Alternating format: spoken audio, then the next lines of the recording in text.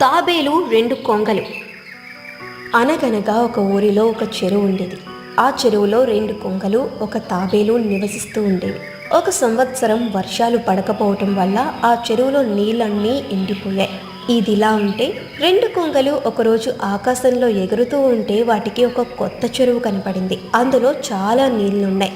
ఆ చెరువులో కప్పలు, పీతలు, చేపలు చాలా ఉండడం కొంగలు గమనించాయి. పాత చెరువుని ఖాళీ చేసి కొత్త చెరువుకి వెళ్ళిపోదామని అప్పటికప్పుడు నిర్ణయించుకున్నాయి. ఇదే విషయం చర్చించుకుంటూ ఉంటే ఆ మాటలు పక్కనే ఉన్న తాబేలు వింది. ఒక్క క్షణం కూడా ఆలస్యం చేయకుండా కొంగల దగ్గరకు వెళ్ళి, మిత్రులారా, నన్ను కూడా మీతో పాటు తీసుకువెళ్ళండి. నేను ఇక్కడ ఒక్కదాన్ని ఉండలేను అని అనేక విధాలా బతిమాలింది. కొంగలు జాలిపడి తాబేలును తమతో పాటు కొత్త చెరువుకి తీసుకువెళ్ళడానికి ఒప్పుకున్నాయి. కానీ ఎలా తీసుకువెళ్లాలో వాటికి అర్థం కాలేదు. తాబేలు ఎగరలేదు, అలాగని అంత దూరం నడుచుకుంటూ రాలేదు.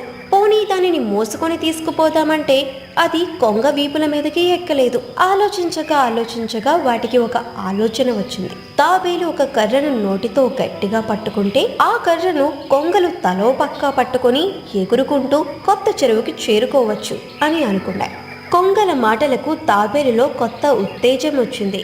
కొంగలు ముందుగానే తాబేలుతో, ఎట్టి పరిస్థితుల్లోనూ నువ్వు నోరు తెరవకూడదు. గట్టిగా నోటితో కర్రని పట్టుకొని ఉండాలి అని హెచ్చరించాయి. తాబేలు సరేనని తల ఊపింది. మర్నాడు తెల్లారగానే కొంగలు రెండు తాబేలుని మోస్తూ ఎగరడం మొదలుపెట్టాయి.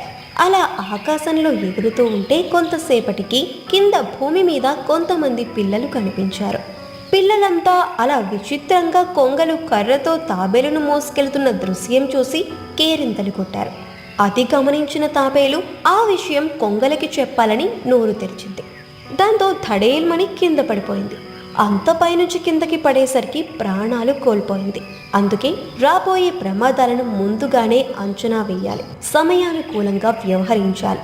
అలాగే అత్యుత్సాహం అన్ని విధాలా అనర్థదాయకం.